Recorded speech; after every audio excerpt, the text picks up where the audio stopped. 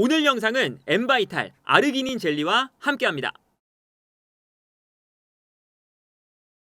이번 A매치 기간 동안 일본이 브라질을 잡는 이변을 일으켰는데, 이 경기의 가장 재밌는 점은 브라질이 한국과의 경기처럼 전반전에만 2골을 먼저 넣었는데, 이번에는 일본이 후반전에 3골을 넣으면서 역전을 만들어냈다라는 거겠죠. 그러다 보니까 한국과 일본이 브라질을 상대하는 방식에 대한 차이가 대비가 될 수밖에 없는데, 기본적으로 일본은 이제 좋았던 건 일본은 본인들의 스타일을 살려서 경기를 했다는 거예요. 아무래도 일본이 3-4-3 우리와 동일한 시스템으로 경기를 하고요. 홍명보 감독이 실제로 동아시안컵 때도 언급을 했습니다. 한국과 일본이 비슷한 시스템과 경기 방식을 채택하고 있다 라는 이야기를 했었는데, 일본도 이 경기에서 브라질을 상대로 압도를 하는 경기를 펼친 건 아니었어요. 당연하게도 브라질이 훨씬 더 스쿼드가 좋으니까 점유율적인 측면에서 67대33 일본이 승리를 거뒀지만, 점유율적인 측면에서는 브라질에게 점유율을 넘겨주면서 경기를 하는 방식이었습니다. 근데 여기서 중요한 건 한국도 그렇고 일본도 그렇고 브라질이 먼저 주도권을 가지고 공격을 했는데 대하는 방식 자체가 달랐다는 거거든요. 일본 같은 경우에는 수비를 할 때 기본적으로 수비 라인을 내리지 않고 어느 정도는 올려서 경기를 해요. 예를 들면 기본적으로는 5명,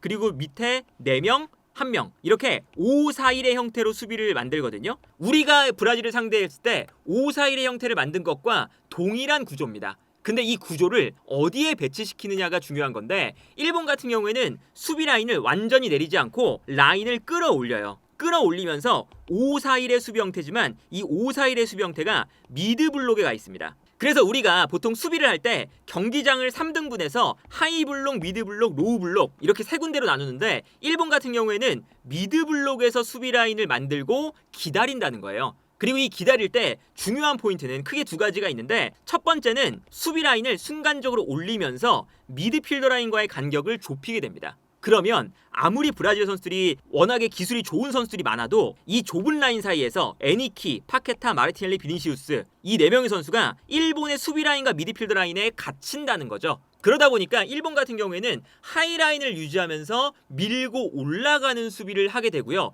여기에 더해서 2번째 포인트는 한국과 가장 큰 차이가 나타나는 부분인데, 우리는 5-4-1의 수비를 할 때 기본적으로 카세미로와 기마랑이스 이 2명의 브라질의 미드필더들을 그대로 중앙 미드필더들이 달려나가면서 압박을 했죠. 그러다 보니까 여기서 문제는 우리 입장으로는 백승호와 황인범이 카세미로와 기마랑이스를 달려나가면서 압박을 하니까 자연스럽게 미드필더 뒤에서 브라질의 공격수들이 내려와서 볼을 받을 수 있는 공간이 생겼었습니다. 그러면 일본 선수들도 이렇게 미드필더들이 뛰쳐나가면 수비수들이 올라와서 압박을 할 때 기본적으로 애니키, 파케타, 마르티넬리, 비니시우스가 볼을 받을 수 있는 공간이 넓어지니까, 여기서 수비가 달려든다 한들 브라질의 기술 좋은 선수들이 순간적으로 수비를 바보로 만들 수 있는 충분한 여유가 생긴다는 거죠. 그런데 일본 같은 경우는 우리와 다르게 최종 수비 라인이 밀고 올라올 때 여기서 앞쪽에 있는 카마다와 사노카이슈 2명의 중앙 미드필더들이 올라가지 않고 내려가서 수비 블럭을 만들어줍니다.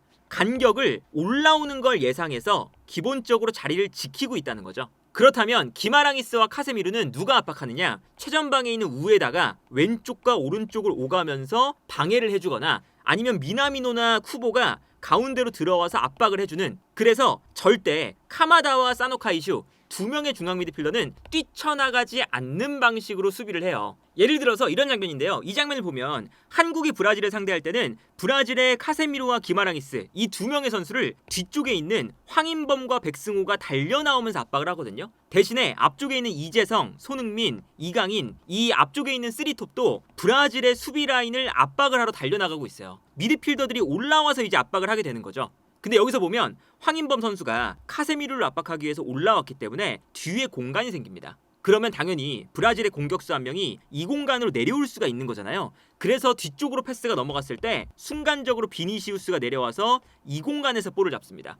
그러면 우리의 센터백이 달려나와서 비니시우스에게 달라붙어야 되는데, 이렇게 달려나와서 비니시우스에게 넓은 공간이 있는데 달라붙는 것 자체가 굉장히 수비수 입장에서는 부담스러운 상황이 되는 거거든요. 일본 같은 경우에는 애초에 이 수비 라인 자체가 낮지가 않아요. 일단 수비 라인도 어느 정도 끌어올라 와 있는 상태고요. 앞쪽에 4명의 미드필더와 1명의 수비수 5-4-1의 형태입니다. 근데 여기서 이제 중요한 건 이 두 명의 미드필더가 수비 라인 앞을 지켜주고요. 최종 수비 라인은 올라와 주면서 이 간격 자체가 좁아진다는 거예요. 그래서 아까 우리랑 거의 비슷한 장면이 이런 장면입니다. 이 장면을 보면 5-4-1의 형태인데요. 이때 미드필더 라인에 있는 한 명의 선수가 볼을 끌고 올라와요. 근데 볼을 끌고 올라올 때 여기서 미드필더가 달려나오는 게 아니라 아까 우리의 황인범 선수처럼 달려나오면 당연히 여기에 공간이 생기고 그러면 비니시우스가 내려올 수가 있는 거잖아요. 이런 연쇄적인 작용이 안 나오도록 미드필더 라인은 앞을 지키고 있고 대신에 최전방 공격수가 이쪽에 달라붙습니다.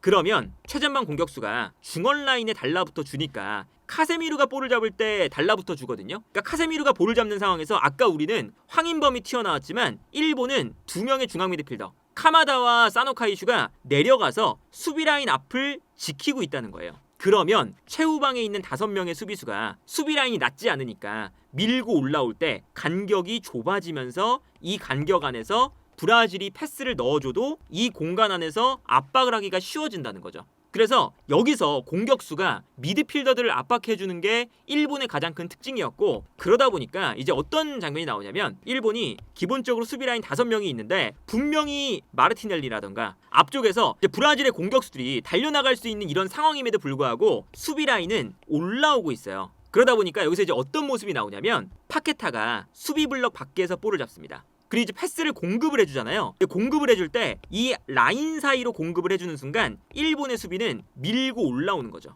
그러면서 미드필더 라인과 간격을 좁혀줍니다. 그래서 이 다음 장면을 보면 수비 라인이 밀고 올라오면서 미드필더 라인과 간격이 좁아졌어요. 그리고 이 간격 안으로 브라질이 패스를 보내줬을 때 이 라인 사이에서는 수비에게 둘러싸여 있잖아요. 그러다 보니까 빠르게 일본이 압박할 수 있는 상태라서 볼을 잡자마자 일본이 압박하면서 볼을 빼앗습니다. 그리고 이렇게 수비 라인이 올라오면서 수비할 때의 좋은 점은 수비를 하는 위치 자체가 기본적으로 어느 정도 높다는 거죠. 그래서 끊어내는 위치가 높아서 끊어내자마자 브라질의 진영으로 빠르게 넘어갈 수가 있습니다. 그래서 여기서도 끊어내자마자 왼쪽에 있었던 윙백이 달려나가고 패스가 들어가면서 바로 역습이 진행되는 이런 장면이거든요.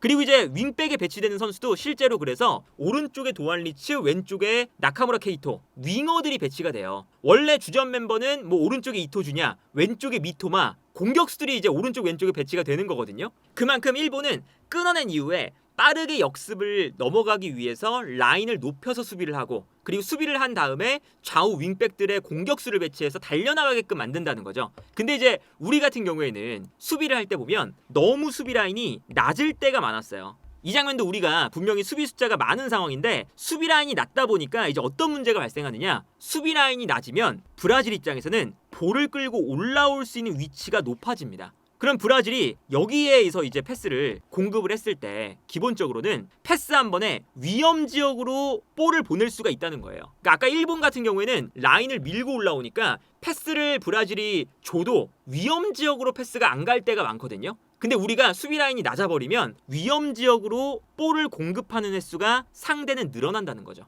그래서 이 장면도 기마랑이스가 워낙에 패스를 잘 주는 선수니까 뛰어들어가는 에스테방에게 찔러주면 한 번의 패스만으로 우리의 페널티 박스 안쪽에서 결정적인 기회를 브라질이 만들 수가 있는 거죠. 이런 장면이 나오기 때문에 문제가 되는 거거든요. 그리고 우리가 수비 라인이 낮다 보니까 수비에 성공한 이후에 역습으로 나가려고 해도 역습을 출발하는 위치가 너무나 낮아요. 그러면 당연히 브라질 입장에서는 우리가 공격을 시작하는 위치가 낮아지면 낮아질수록 압박을 할 수가 있고요. 압박을 우리가 너무 낮은 지역에서 받게 되면 브라질의 진영으로 넘어가기가 당연하게도 어려워지겠죠. 다만 이렇게 이제 일본이 본인의 스타일을 유지하면서 달려나가면서 이제 간격을 좁히는 그런 이제 좀 공격적인 수비 방식을 채택을 했는데 그게 어쨌든 전반전에 2골을 실점하는 계기가 되기도 합니다. 어떤 거냐면 일본이 지금 5-4-1의 형태를 수비를 만들고 있어요. 근데 여기서 볼을 받는 선수가 기마랑이스고요. 오른쪽 풀백이 올라와 있습니다. 그리고 최전방에 파케타가 있어요. 근데 여기서 파케타가 약간 미드필더 라인을 내려옵니다. 그러면 일본의 수비가 뛰쳐나오면서 미드필더 라인과 수비 라인의 간격을 좁히는 이런 움직임을 보여준다고 했잖아요. 근데 이렇게 뛰쳐나올 때 파케타가 좁은 공간에서 워낙에 일본의 압박이 거세니까 여기서 볼을 받을 때 볼을 받아서 무언가 자기가 해결하는 플레이가 아니라 그냥 수비가 달려나오도록 유도만 해요. 그러다 보니까 이 다음 장면 보면 파케타가 내려와서 순간적으로 일본의 수비가 달려나오는 걸 보고 볼을 받자마자 다시 내줍니다. 그리고 이때 브라질의 풀백이 순간적으로 뛰어나가는 거죠. 이 공간으로 기마랑이스가 패스를 공급해주면서 이 움직임 한 번에 일본에 달려나오는 수비를 활용해서 브라질이 수비를 무너뜨리고요. 여기서 이제 득점이 나와요. 다른 장면도 마찬가지인데 일본이 수비 라인을 지금 만들고 있고 다소 이제 이번엔 일본이 수비 라인을 낮게 설정을 했죠. 근데 여기서도 어쨌든 요 라인 사이에서 일본은 달려나가는 이런 이제 움직임을 통해서 간격 유지를 되게 중요하게 생각을 하니까 여기서 이제 비니시우스가 파케타에게 줬을 때 순간적으로 수비가 달려나가려고 준비를 하고 있습니다. 근데 파케타가 이걸 보고 볼을 잡은 다음에 뛰어나가는 마르티넬리에게 환상적인 로빙스루 패스를 넣어줘요. 그러니까 이게 오히려 이 일본이 간격 유지에 굉장히 신경을 썼는데 브라질의 개인 능력 두 방에 뒷공간이 또 무너지면서 마르티넬리에게 실점을 또 허용을 하거든요. 그래서 일본이 분명히 본인들의 스타일을 유지했음에도 불구하고 브라질이 앞서 나갔어요. 근데 이제 후반전에 일본이 굉장히 큰 변화를 가지고 나옵니다. 일본이 계속해서 이제 수비 라인을 끌어올리면서 간격을 좁게 유지하는 이런 이제 높은 수비 블럭을 만들었는데 브라질이 워낙에 기술이 좋으니까 이 수비 블럭을 무너뜨리는 장면이 전반전에 2번 나왔잖아요. 그래서 일본이 이제 어떤 방식을 쓰게 되냐면 특히나 후방에서 이제 골키퍼가 볼을 잡았을 때 조금 더 롱킥을 때려놓기 시작해요. 앞으로. 이게 이제 굉장히 유사한 측면이 어디에와 있냐면 파리 생제르맹과 좀 유사합니다. 어떤 거냐? 파리 생제르맹도 본인들이 압박에 자신이 있고 기동력에 자신이 있으니까 상대방과 우리 팀의 라인을 벌려놓는 거거든요. 그러니까 여기서도 일본이 간격 유지에 굉장히 신경을 쓰지만 이 간격 유지는 결국 기동력으로 유지가 되는 거잖아요. 그러다 보니까 볼을 잡았을 때 약간 수비수들이 내려가면서 브라질을 앞으로 유도를 해요. 그럼 브라질이 달려나가면서 이제 압박을 하겠죠? 그럼 그 순간 골키퍼와 수비라인 쪽에서는 지체하지 않고 뛰어나가는 우에다, 미나미노, 후보 이런 최전방 공격수들에게 한 번의 롱킥을 뿌려줍니다. 근데 이제 제공권 싸움을 시키는 게 아니라 오히려 그냥 앞쪽에 그냥 공간에다 떨어뜨려줘요. 그러면 브라질의 수비도 자연스럽게 패스가 뒤로 넘어가니까 뒤로 물러나겠죠? 그러면 이 순간 브라질의 공격수와 일본의 수비수들이 달려나가고 그리고 브라질의 수비수들과 일본의 공격수들은 뒤로 물러나는 그러면 간격이 이렇게 멀어지잖아요. 이렇게 간격이 멀어질 때는 누가 먼저 달려나와서 볼이 있는 지역으로 선수를 많이 배치할 수 있을 것이냐 기동력 싸움이 됩니다. 근데 여기서 일본이 기동력 싸움에 자신이 있으니까 롱킥을 때려놓고 곧바로 달려가요. 모두가 달려가서 위치한 지역에서 간격을 좁게 만들어버립니다. 이 간격 싸움에서 일본이 후반전에 굉장히 저돌적이고 공격적인 축구를 하기 시작하거든요. 그러다 보니까 일본이 후반전에 역전을 할 때 점유율이 높지가 않아요. 후반전 점유율도 34%입니다. 하지만 본인들의 기동력을 살려서 이제 후반전에는 역전을 해야 되니까 앞으로 뻥 때려놓고 달려드는 압박을 하기 시작을 하는 거죠. 이 장면을 보면 이제 일본의 골키퍼 스즈키 골키퍼가 볼을 갖고 있을 때 일본의 수비 라인과 이제 미드필더 라인이 모두 내려와요. 3백과 미드필더 2명이 내려왔거든요. 그러니까 이제 브라질의 앞쪽에 있는 선수들이 모두 올라가서 압박을 하고 있죠. 이렇게 상대를 끌어당겨 놓고 골키퍼가 그냥 롱킥을 때립니다. 근데 이 롱킥의 방향 자체가 되게 재밌어요. 롱킥이 일본 선수한테 가는 게 아니라 그냥 아예 상관없는 뒷공간으로 가버려요. 일본의 공격수들이 이걸 받을 수가 없는 위치까지 그냥 뻥 차버리거든요. 이 이유는 뻥 차놓고 브라질의 수비수들이 뒷걸음질을 칠 때 일본의 공격수들이 달려들기 시작을 하는 거죠. 그리고 내려가 있었던 백스리와 미드필더들도 순간적으로 튀어나오기 시작합니다. 그러면서 이 다음 장면을 보면 브라질의 수비수가 이렇게 이제 뒤로 볼이 떨어지니까 먼저 볼을 가져갔어요. 근데 그 뒤에 계속 달려오면서 오히려 브라질의 이제 수비수 입장에서는 볼이 뒤로 떨어지니까 뒷걸음질을 치면서 브라질의 골대를 바라보면서 볼을 잡게 되는데 뒤쪽에서 이제 일본이 달려 들어오는 거죠. 그러면 아무래도 볼을 걷어내기 위해서는 몸을 다시 앞으로 돌려야 되는데 이미 뒤돌아서 있을 때 일본이 달려오니까 볼을 걷어내는 것조차 굉장히 힘들어집니다. 여기서 이제 일본이 달려드니까 어쩔 수 없이 그냥 브라질의 수비수가 뻥 걷어내요. 근데 걷어내는 순간 여기서 이제 일본의 선수들이 막 달려들면서 이 간격 유지가 브라질보다 더 잘 됐습니다. 그래서 뻥 차냈을 때 요 세컨볼 요 이제 경합 상황에서 일본이 먼저 우위를 점해요. 이 다음 장을 보면 볼이 앞으로 떨어졌는데 일본의 선수들이 내려가 있었던 선수들이 올라오기 시작을 하죠. 달려들기 시작을 하고요. 브라질이 볼을 받을 때 볼을 떨어뜨려주는 순간 이때 달려나오면서 이 볼을 가져갑니다. 그러니까 이 경합에서 승리를 해서 앞으로 패스를 주면서 결국에는 일본이 여기서 공격을 시작하게 되는 거죠. 이 장면만 봐도 일본이 이 좁은 공간에서 볼이 위치한 중심 지역에서는 숫자가 굉장히 많다는 것을 알 수가 있죠. 순간적으로 먼저 브라질 선수들보다 접근을 했기 때문에 이렇게 되면 일본 입장에서는 브라질이 워낙에 압박도 좋다 보니까 일본이 뭐 브라질을 상대로 탈압박을 막 정말 예술적으로 해서 공격을 전개한다는 것은 상상하기가 힘들잖아요. 그러니까 롱킥, 떨어지는 세컨볼을 가져오면 두 번 만에 앞쪽에서 브라질 진영에서 공격을 시작할 수 있는 기회를 얻게 되는 거죠. 그래서 일본이 득점을 할 때도 이런 장면입니다. 여기서 일본이 수비 라인에서 볼을 갖고 있는데 압박이 들어오니까 그냥 수비수는 백패스, 골키퍼에게 줘요. 골키퍼가 이제 볼을 잡게 되는데 볼을 잡는 순간 브라질의 선수들이 앞으로 좀 무게중심이 쏠리고 있으니까 그냥 한 번에 뻥 앞으로 차버립니다. 앞으로 차버리고 앞쪽에서 이제 경합을 유도하죠. 이게 이제 일본 선수 쪽으로 안 가도 돼요. 브라질이 먼저 볼 터치를 해도 됩니다. 여기서 떨어지는 세컨볼만 가져오면 되는 거예요. 그래서 뒤쪽에 있는 이제 달려드는 이제 선수들이 세컨볼을 가져오게 되겠죠. 그리고 이 다음 장면에서 세컨볼을 일본이 가져갑니다. 그러면 여기서부터 이제 공격을 시작을 할 수가 있는 거잖아요. 근데 여기서 이제 공격을 하다가 이제 일본이 세컨볼은 잘 가져왔는데 그 이후에 브라질에게 둘러싸이면서 볼을 뺏겼거든요. 근데 여기서 이제 볼을 뺏겨도 일본이 앞쪽으로 달려나오고 있었기 때문에 곧바로 달려들면서 다시 압박을 해요. 그러니까 여기서 이제 압박을 통해서 볼을 분명히 파케타가 볼을 뺏었는데 압박을 당하니까 백패스를 합니다. 그리고 백패스를 할 때 일본이 계속 달려들고 있으니까 달려드는 관성을 이용해서 백패스를 쫓아가기 시작해요. 모든 선수를 지금 다 압박하고 있죠. 그러다 보니까 이 백패스가 수비수에게 흘러갔을 때 여기서 일본의 압박이 거세게 들어오니까 당황을 해서 옆에 있는 베랄두에게 주려다가 브루노 파브리시오에게서 실수가 나옵니다. 순간적으로 헛발질을 하면서 넘어졌고요. 여기서 이제 볼을 받은 일본 선수가 편안하게 결정적인 상황에서 득점하는, 물론 이게 브라질의 치명적인 실수부터 나오긴 했지만 이 실수를 유도하는 과정이 전반전엔 저런 장면이 잘 안 나와요. 근데 후반전 되자마자 롱킥으로 붙여놓고 달려드는 기동력으로 승부를 보는, 그리고 이런 기동력이 사실은 리스크가 있잖아요. 달려들다가 뒷공간이 열리는, 실제로 이렇게 달려들다가 브라질에게 뒷공간을 허용하면서 실점할 수 있는 위기가 많이 찾아왔거든요. 근데 일본은 후반전에 따라가야 되니까 본인들이 이러한 리스크를 가지면서도 공격적으로 밀어붙였다는 거죠. 이게 이제 우리와 비교했을 때 경기 운영적인 측면에서 매우 큰 차이가 발생하는 지점인데, 우리 같은 경우에는 전반전에 2골을 실점한 다음에 조금 더 소극적으로, 이제 아무래도 브라질이 워낙에 강하니까 실점하지 않기 위해서 더욱더 좀 내려앉는 모습이 나왔었고, 일본 같은 경우에는 본인들이 전반전에 2골을 실점을 했지만 그 이후에 더욱더 공격적으로 올라가면서 오히려 본인들이 만회하기 위한 공격적인 리스크, 실점을 허용할 만한 위험성이 증가하지만 달려드는 방식을 선택을 했다라는 거예요. 그리고 이 컨셉에 맞게 이제 어떤 교체가 이루어지냐면, 달려드는 압박이다 보니까 앞쪽에도 빠른 선수가 있으면 좋잖아요. 그래서 쿠보를 빼고 이토 주냐를 넣습니다.